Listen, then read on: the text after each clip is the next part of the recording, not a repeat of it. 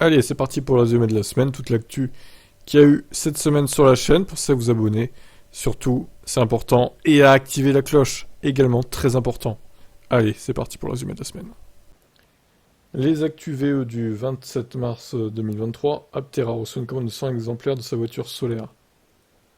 Bon, ça, on commence doucement. Alors, cette société prétend pouvoir vendre du e-carburant à 1 € le litre. Voilà, alors, bien sûr, ça n'arrivera pas, hein. N'espérez pas les pro e-fuel là. Fisker annonce une autonomie WLTP incroyable pour son Océan avec 100 kWh de batterie. Il annoncerait plus de 700 km WLTP, ce qui est juste incroyable. Le parrainage Tesla revient en France avec une offre canon jusqu'à fin mars. Voilà qui ravira les youtubeurs Tesla notamment. Urgent, la France se positionne contre les carburants synthétiques en 2035. Donc, d'ailleurs, notre ministre des Transports prétend que le texte n'aurait pas été changé au final. Donc ça contredit les différentes informations qu'on a eues jusqu'à présent, il y a quelques jours, là, samedi même, c'était, comme quoi l'Allemagne avait gagné.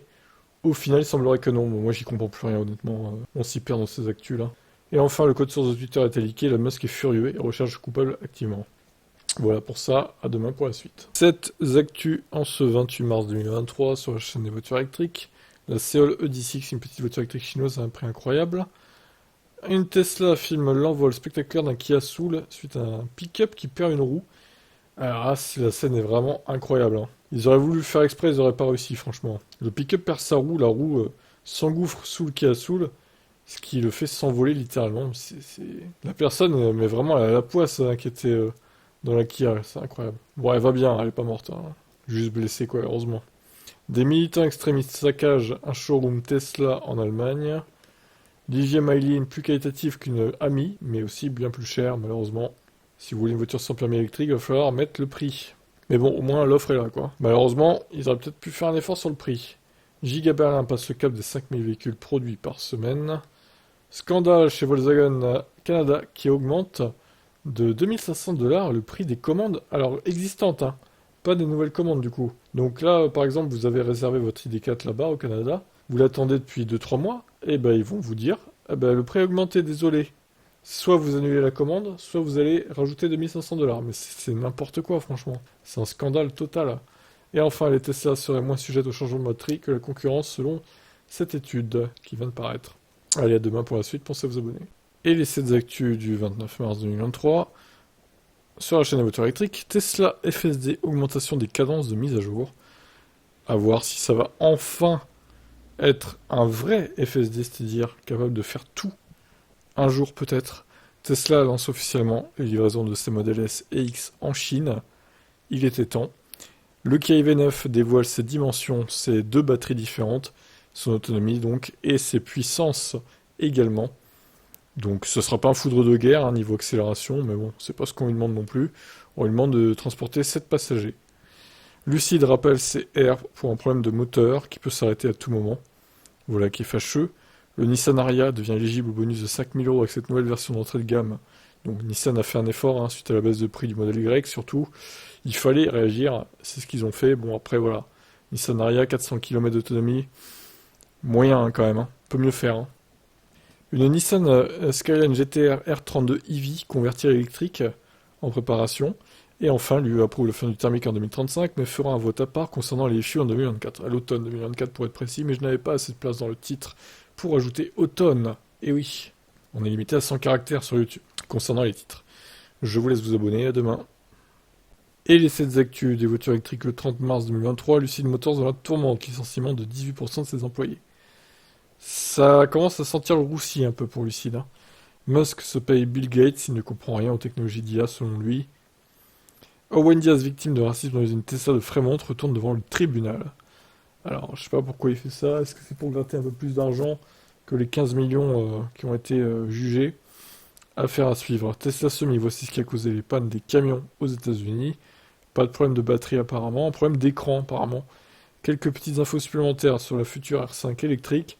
Bon, rien de très croustillant, on n'apprend rien sur le prix ou la batterie, les capacités de batterie, etc. L'Europe veut une borne de recharge tous les 60 km d'ici 2026. Bah, ça devrait être très facile à faire, hein, parce qu'on y est déjà, je pense. Les familles des 2 victimes de l'accident de Floride reviennent à la charge contre Tesla aux États-Unis. Donc pareil, qu'est-ce qu'ils cherchent à avoir? Bon, c'est à se demander, hein. Alors, de toute façon, la justice et les États-Unis, il y a souvent des procès pour... alors pas pour rien, hein, parce qu'évidemment, ils sont morts ces gens, forcément, il faut clarifier tout ça, il faut faire la lumière sur tout ça, mais bon, et ça a été jugé, pourquoi il retourne encore au procès? Comme au One d'ailleurs, c'est... Ça force un peu quand même, hein, je trouve, hein, personnellement. Voilà, à demain pour la suite, je vous laisse commenter. Pensez à vous abonner. Alors, la journée du 31 mars, Musk cherche ses premiers cobayes humains pour Neuralink. Tavares se positionne en faveur de l'électrique, mais ne croit pas aux e-fuels, apparemment, Carlos. Tesla vend maintenant sa bière Made in Berlin à 90 € le litre. Ça fait cher le litron de bière quand même, hein. Ah, sacré Elon. Nio, les nouvelles stations V3 peuvent effectuer un échange de batterie en moins de 3 minutes. Incroyable performance. L'entreprise Li-Cycle va installer une usine de recyclage de batteries en France, voilà qui est une plutôt bonne nouvelle. Pendant quelques jours, les connexions LTE des Tesla ont bugué au Canada. Bon, a priori, maintenant, c'est réglé, heureusement. Alors, Tesla Chine annonce Cybervolt, révélation le 3 avril, mais on ne sait pas ce que c'est pour l'instant. Suspense total chez Tesla. On verra bien, écoutez, ça promet en tout cas. Les 7 actus du 1er avril 2024. Alors, il n'y a pas eu de poisson d'avril hein, sur la chaîne. Bon, voilà, c'est pas mon style de faire ça, donc voilà. Que des news sérieuses, je précise. Twitter lance un nouveau badge spécial entreprise à un prix stratosphérique. Ça non plus, c'est pas un poisson d'avril d'ailleurs. Le Cybertruck braquerait mieux qu'un modèle Y avec ses 4 roues directrices. Logique. Polestar va faire une immense campagne publicitaire de 20 millions de dollars aux US. Amprius dévoile une batterie révolutionnaire de plus de 500 Wh par kilo, mais il y a un petit défaut quand même. TOG T10X, les précommandes affluent, on n'est pas loin des 200 000 là, pour l'instant, on va peut-être les atteindre hein, au final. Pascal Canfin croit à la voiture électrique européenne à 100 € par mois. C'est quand même mal parti, hein, surtout pour l'année prochaine. Hein. Et enfin Elon Musk, jugé coupable d'avoir violé les droits du travail aux États-Unis par un juge. C'est un tweet qui a été posté en 2018 apparemment.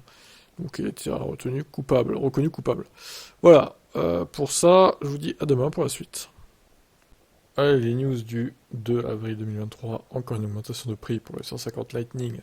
Ça ne s'arrête plus, Faraday Future se félicite d'avoir produit son premier châssis. Waouh, bravo, incroyable, après 8 ans quoi. Vous voulez une médaille aussi? KG Mobilité dévoile des concepts électriques très inspirés de certains modèles bien connus. General Motors supprime Apple CarPlay et Android Auto de ses futures voitures électriques. Et enfin, pour terminer la semaine, Tesla dévoile la vidéo d'un crash test, entre guillemets, hein, parce qu'en fait, ils se foutent de notre gueule, clairement. Vous allez voir la vidéo, c'est n'importe quoi. Voilà, écoutez, on s'arrête là pour cette semaine. Je vous dis à demain pour la nouvelle semaine de news. Pensez à vous abonner si c'est pas fait, et aussi aux autres chaînes dans la description. Allez, bye bye.